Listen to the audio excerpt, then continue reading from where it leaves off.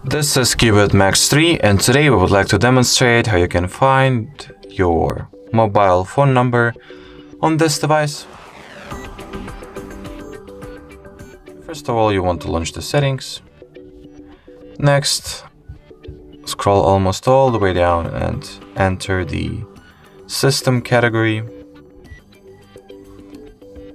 At the system category, you want to head straight for the About Phone section. And as you can see in here, right at the very top of the page, you'll be able to find the mobile phone number that is saved into the SIM card memory. So in my case, that's the phone number that is saved into the SIM card number 1 memory. But when it comes to the SIM card number 2, it does not have any phone number saved.